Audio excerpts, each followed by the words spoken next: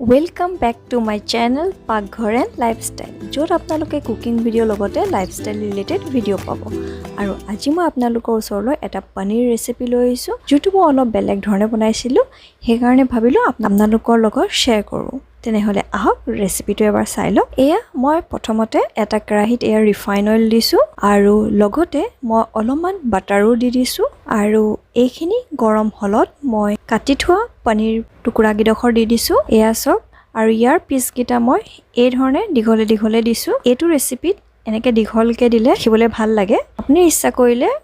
square শেপটো দিব পাৰে কিন্তু মই ৰেক্টেংগল শেপতে দিছো ইয়াত মই একো মিক্স কৰা নাই হুদাকে ফ্ৰাই কৰি লৈছো আৰু আনফালে মই গৰম পানীও কৰি ৰাখিছো যাতে ফ্ৰাই হোৱাৰ পিছত মই এই পনীৰখিনি হে পানীত দি দিব পাৰো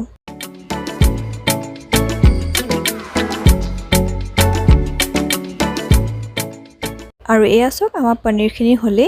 বৰ বেছি ফ্ৰাই কৰিব নালাগে নহলে টান হৈ যাব আৰু এতিয়া মই গৰম কৰি ৰখা পানীখিনিত এই পনীৰ পিসকিডখৰ দি দিছো যাতে সফট হৈ থাকে ইয়াত আপোনালোকে ঠাণ্ডা পানী ব্যৱহাৰ নকৰিব গৰম পানীয়ে ইউজ কৰিব আৰু এয়া সব মই এতিয়া পানীতে এখিনি অলপ সময় কাৰণে থৈ দিম নেক্সট মই একেখন কেৰাহিতে হে থাকি যোৱা তেলখিনিতে পিয়াজ মই ইয়াত 3টা মান দিছো আৰু পিয়াজটো মই কাটি দিয়া নাই গুটাকে দিছো আপুনি ইচ্ছা কৰিলে ডাঙৰ ডাঙৰ পিস কৰি দি দিব পাৰে একেবাৰে মিহিকৈ কুটিব নালাগে ডাঙৰকে চাৰিফাল কৰিও দি দিব পাৰে বা মোৰ ধৰণে গুটাকেও দি দিব পাৰে আৰু লগতে কেফুটামান নহৰু দিছো আৰু এডখৰ আদা আৰু লগতে কেঁচা জলকীয়া কিন্তু মই ইয়াত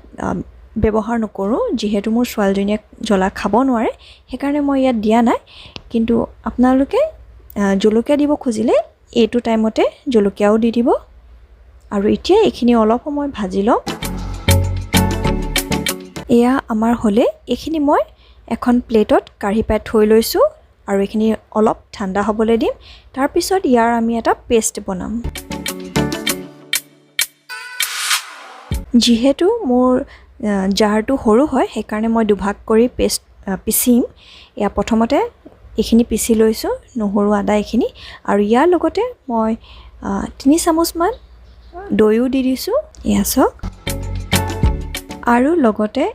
এমুঠি মান ধনিয়া পাত ইয়াত মই অকল ধনিয়া পাত ব্যৱহাৰ কৰিছো আপোনালোকে ইয়াৰ লগত পুদিনা পাতো দি দিব যেটা আমি ধনিয়া এমুঠি দিছো গতিকে পুদিনা পাত আপোনালোকে আধা মুঠি দিব আৰু ইচ্ছা কৰিলে পালেং শাকো দি দিব পাৰে আৰু এইখিনি মই এই ধৰণে কেঁচাকে দিছো আৰু আপোনালোকে যদি ইয়াৰ গোন্ধটো বেয়া পায় তেনেহলে যেতিয়া আমি পিয়াজখিনি रोस्ट কৰিম তেতিয়া আপুনি ধনিয়া পাত বা পালেং যিখিনি দিব খুইছে পালেং হক পুদিনা হেখিনি হেতু সময়তে দিপা অলপ সময় টোষ্ট কৰি লব তেনেকেও কৰিব পাৰে বা মই দেখুৱা দৰে এই ধৰণে কেঁচাকো এনেকেও দি দিব পাৰে মই ভাজি নললো ডাইৰেক্ট মই তেনেকৈ দি দিছো আৰু হেখিনি মই ধুনিয়া পেষ্টটা বনাই ললো আৰু এতিয়া ইয়াতে অলপমান ৰিফাইন অইল দি মই গোটা জিৰা দিছো গোটা জিৰা সৰু চামুচ এচামুচ আৰু এয়া জালুক গোটা জালুক দিছো আপোনাৰ ওচৰত গোটা মছলা যিমান আছে গোটেখিনিয়ে ব্যৱহাৰ কৰিব পাৰে আৰু এয়া মই লং 3-4টা মান দিছো আৰু ইলাচি 2টা আৰু এয়া দালচিনি আৰু এইখিনি মই অকণমান লৰাই লৈছো আপোনালোকৰ ওচৰত যদি ডাঙৰ ইলাচিটো আছে হেতু দিব পাৰে আৰু জায়ফল হেবিলাকো দিব পাৰে মই তেনেকৈ একো বেছি মছলা ব্যৱহাৰ কৰা নাই আৰু এয়া বনাই থোৱা পেষ্টখিনি মই দি দিছো এতিয়া এইখিনি ধুনিয়াকৈ ভাজি লওঁ যেতিয়ালৈকে ইয়াৰ পানীটো অলপ শুকাই নাযায় আৰু ফ্লেমটো বৰ বেছি হাই নাৰাখিব লো ফ্লেমতে বনাব